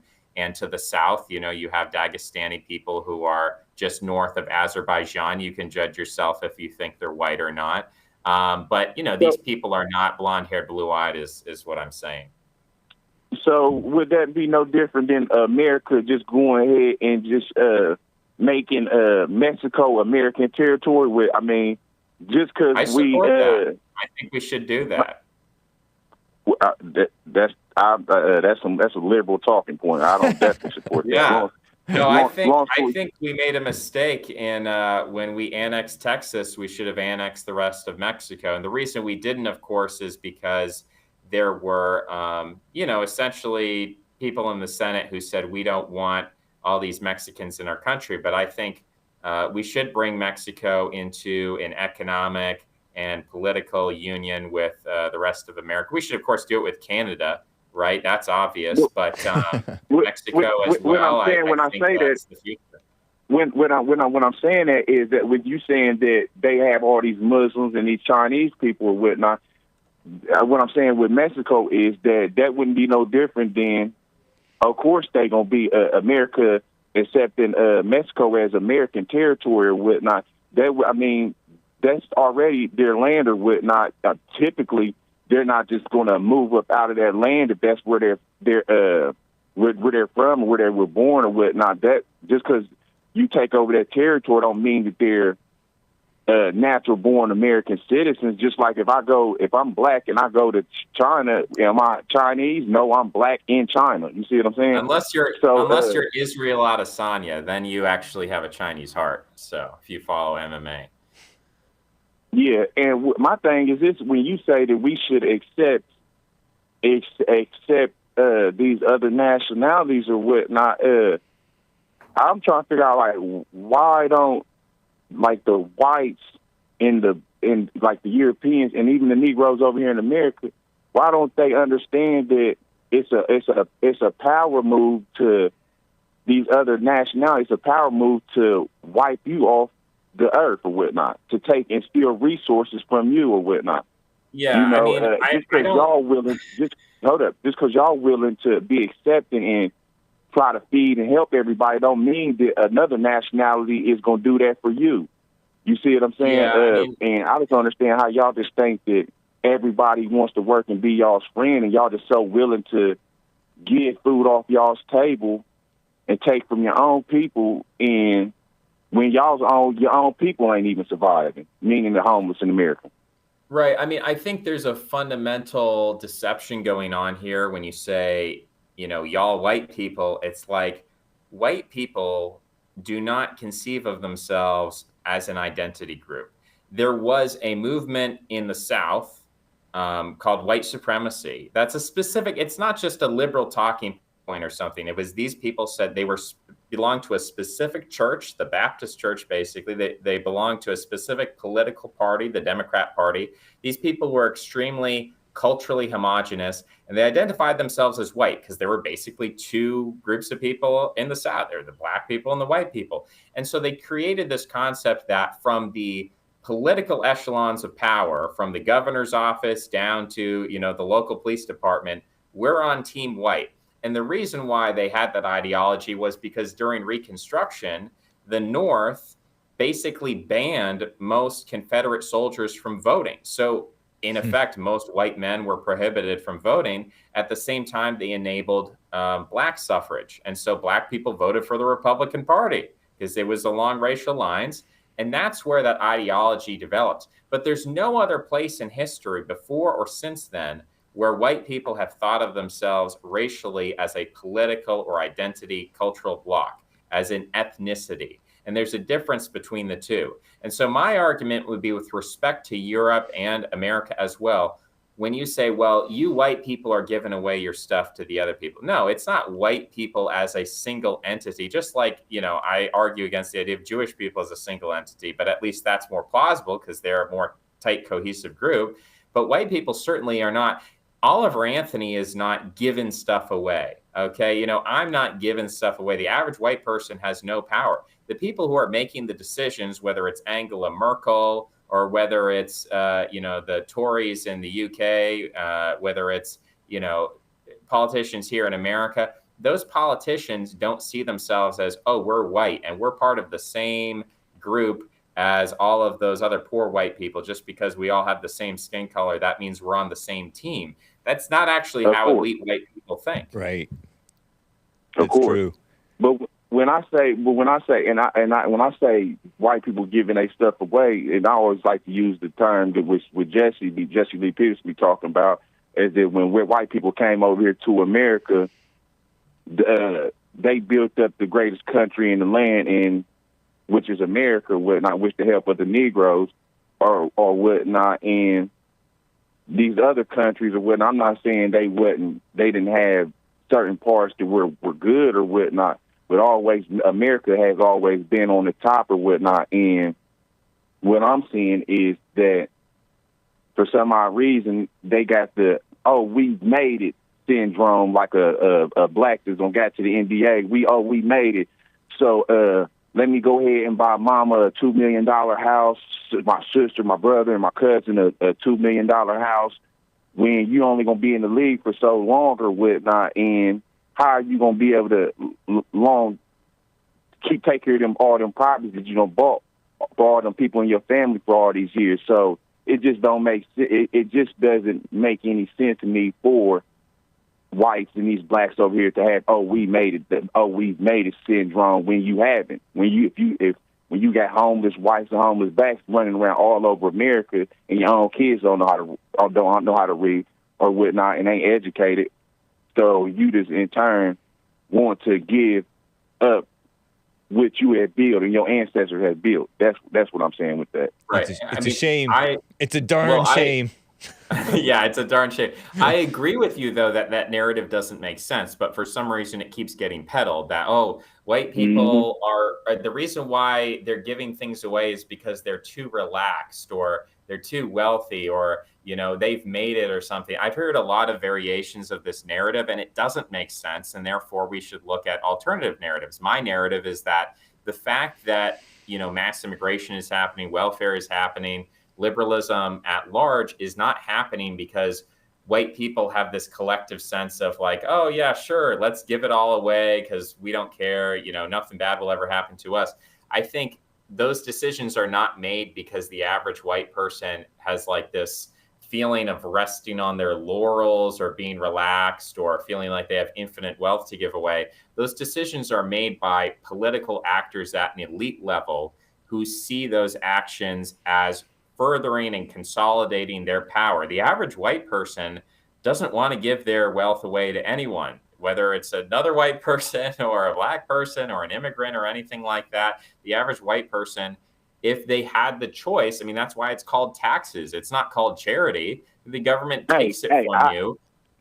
I agree with you. I definitely agree. The normal white, typical conservative white, definitely don't want to give their wealth away, just like the typical black Negro. They ain't trying to give their wealth away or whatnot, when we only the percentage of us even have actual wealth.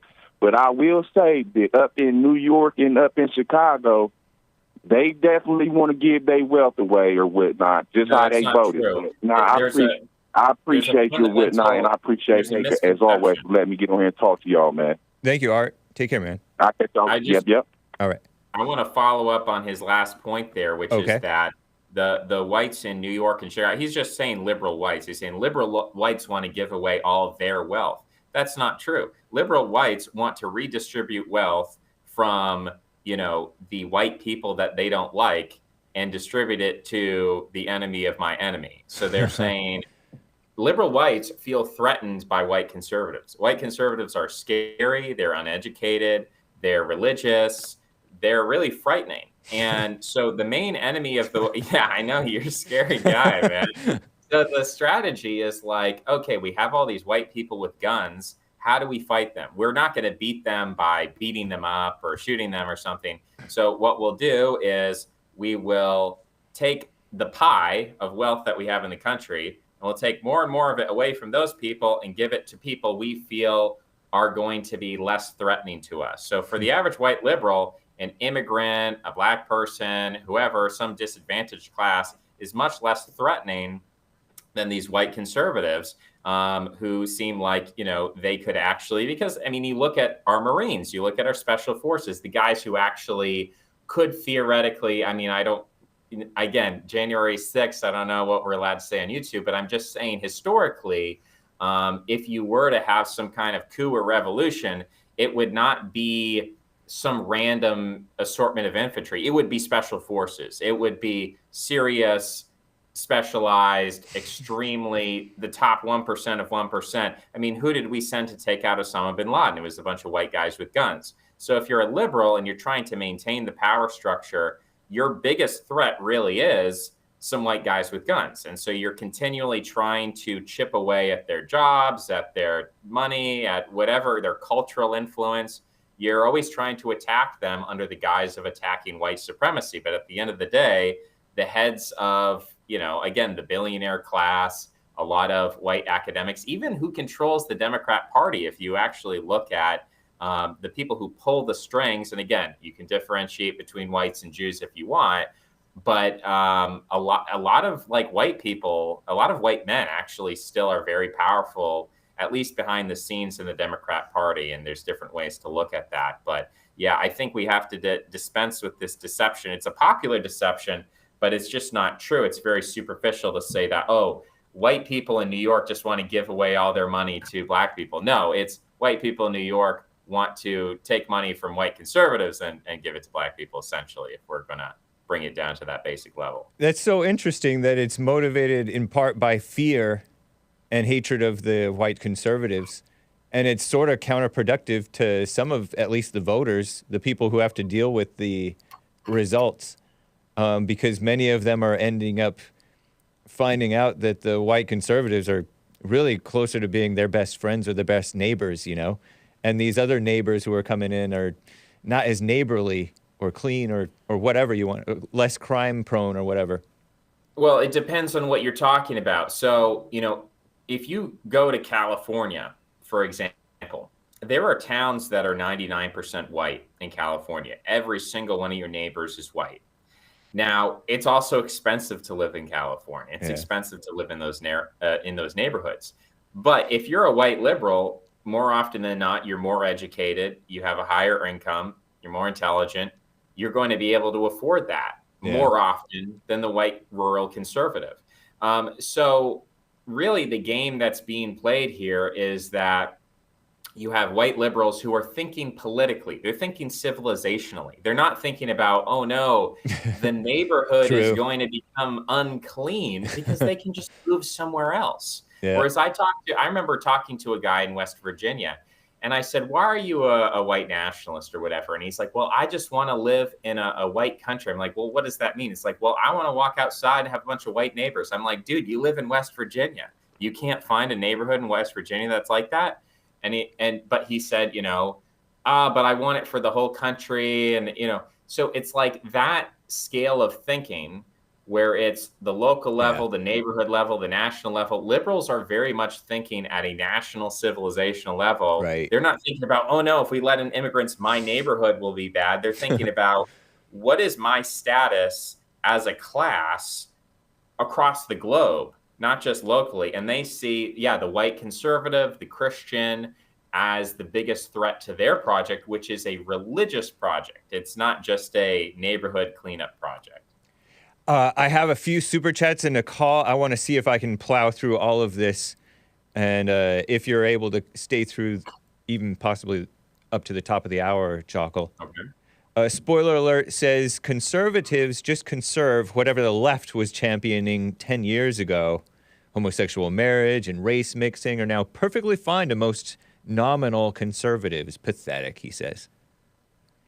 It's kind of like what you were saying about Russia. Well, that's true, but I think people have been okay with race mixing for longer than the last 10 years. But yeah, I mean, probably 70 years ago, it was pretty socially unacceptable. Spoiler alert, by the way, he's the one who said about the synagogue of Satan, don't hate ethnic Jews, but I know they're the enemy. And you mentioned something about, Jews disagree with each other. And so he says that you strawmanned him, and that was typical. He never said some of the stuff that you were saying. Well, I mean, it's a short comment. You throw out synagogue of Satan, and I'm just riffing off of that. I don't know who you are. I don't know what your position is. I'm just responding to, what little crumbs you're giving me. I'm trying to make something enlightening out. He also gives a super chat saying, "Let me tell you," he's quoting you. Some might say strawmanning. He says, "Let me tell you why my people are a people, the Jewish people, and your people are not a people, the white people. Also, I am not the enemy." LOL, lots of laughs. Yeah, no, I mean, it's true. If I said all humanity is one race, all humanity is one tribe, all humanity is one ethnicity, I can run around saying that all day. Does that make it functionally true? So if we look at functional markers of ethnic cohesion, we could study that. We could quantify that. We could ask white people, do you feel like your whiteness is important to your identity? Most white people will say no. If you ask Jewish people, is Jewishness important to your identity? More will say yes. So when I say, yeah, sociologically, factually, Jews are more of a people than white people are a people, that's just a statement of fact. If that hurts your feelings, I'm sorry. I know that that's the case. Blacks sometimes accuse whites of group thinking, and it's really utter projection because they're the ones with the group thinking more than the whites by and large. And it's interesting. It's a self-reported fact that there are different groups of people and we can categorize them in different ways. I mean, you could ask Jews, do you think of yourself as a Jewish person? And there are actually different types of Jews who would answer yes or no at different rates, depending on whether they're secular Jewish, atheist Jewish, Reform, conservative, Orthodox. And then within those, you can ask, how specifically do you identify with your specific sect versus others? The Orthodox Jews would say, no, you have to be Orthodox Jewish. The Reform Jews would be like, whatever you are, we're all Jewish, So there's a diversity of answers that can be given to that. There are certainly a small number of white people who say, yes, I'm white. That's really important to me. I identify with that. The vast majority don't. And historically, that's been the case. You look at feudal Europe, if you ask them, do you identify as a white person? They'd be like, what are you talking about? I'm a Christian. I live in this area. I speak this language. I don't know what you're talking about. The only sense in which that's become relevant is because, again, specifically, there was a history of Reconstruction where Black people were basically given the right to vote. Most white people, because they were Confederate soldiers, were denied the right to vote. And so that was inverted with KKK, white supremacy. They said, nope, we are making sure that never happens again. We're going to have the solid South. It was a populist ideology, but it was also specifically Baptist. It was Southern. They had, and you could even say the Scotch-Irish core of a Southern ethnicity. That was a very specific thing. That's a lot more specific than being like 800 million white people from Siberia to Alaska. We're all one Irish, Italians, and all them. Yeah. All right, interesting, man. Interesting. I want to get to a call here in the last few minutes real quick. Brian in North Carolina has been on hold forever. Brian, thanks for calling, man. You're live with Jokl. Thank you, Hake, and good to speak with you, Jokl. You said a lot of stuff today that I really had no idea about, but it 100% makes sense. I had a question, though. You mentioned a couple times that, you're putting out this information for anybody who can understand it. And I was wondering if you thought that, a lot of the stuff that you said today was complicated or difficult to understand. Certainly for a lot of people. I mean, we have to understand the average IQ is 100, and that means that 50% of people have an IQ below 100. And if you have an IQ below 100, I mean, even with college admissions being lowered every day, that's still probably not enough to get a 4-year degree. If you're listening, if you're understanding, if you're following along, then, you're smarter than at least half of people. So that's when I say most people, 51% of people can't understand what I'm saying. Now, if you're maybe Hake, he's got a high IQ audience. Maybe they get it. Maybe they're comprehending it. But I don't know.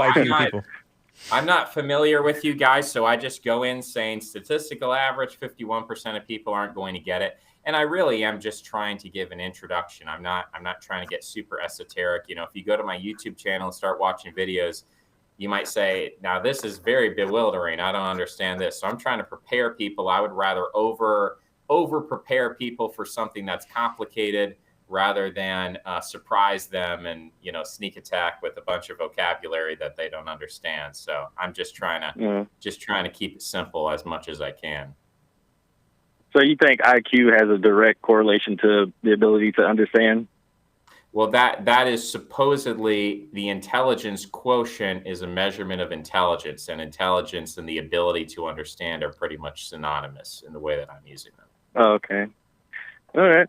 Well, you also, man, you made a bunch of good points today, especially and Hake, you made a point on top of his point that I want to comment on. You guys were talking about how the liberal or the liberals, the white liberals are not, I can't remember exactly how it was said, but it was pretty much the white liberals was just doing it because they're making the white conservatives angry. But you also said how the liberals that are up there, they don't really want to, share their wealth and share their land, which you're 100% right. They don't. And for me, it kind of points out how the left, the white leftists, if you want, whatever you want to call them, they're just like great pretenders because they pretending like they do want to share this wealth and they want to share this stuff. I'm talking about the people, not like the higher up, the upper echelon stuff that's going on. I'm talking about that. Right. I'm talking about the actual people, they go along with this. But when you see these videos of them saying, hey, we'll help these people out, they go, no, I don't want to do that. No, not here. It really shows how they're really just doing it to upset their other half that disagrees with them. Interesting. True. Take your reconnaissance. Two devils fighting, man. Well, your reconnaissance on Jokl here, in the words of art, really brought things into fruition. So I appreciate the show. Thank you, man. And I wish y'all well, man. Take care. Thank you, Brian, in North Carolina. You as well. Take care. Later. Bye. I appreciate you coming on, Jokl. This was fun, especially in this second hour here when we got more back and forth. Thanks, man. Any closing remarks? No, it was good. I'm glad. I was really worried because I was having these technical issues. I was it's gonna be an issue, but I think it sounds like we were loud and clear, and that's 100% success for me. So I appreciate it. Maybe we'll do it again. We had some technical issues on our end, so there was a little bit of hit and miss at the beginning there, but I thank you again. Justin in Fullerton, California wanted to comment on the white race block. Call me tomorrow or call next time when Jokl is on again. Thanks again, Jokl. Take care, man. All right. Take care. Bye-bye. All right. Guys, this has been the Hake Report. I'll have to get to the rest of the Super Chats. Carver, Barf Boy, Zuzu C. But we got to end. I got to end the show. Thank you guys for bearing with me through that. I liked the guest. The beginning might have been a little rough, but anyway, enjoy this track. This is Children, and it has a female girl vocalist, but it's by Donut Man, Rob Evans from the 2001 album Praise Him. It's a Christian song, guys. Adios, America. I'll sit with you through it and enjoy it with you. Here it is. Bye.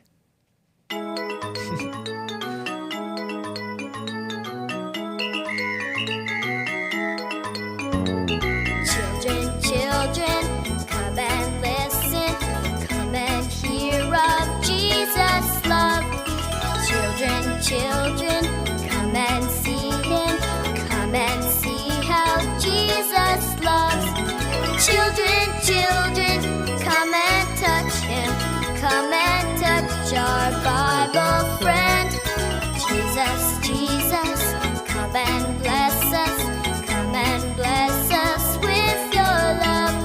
Nice. Children, children, come and listen. Come and hear of Jesus' love.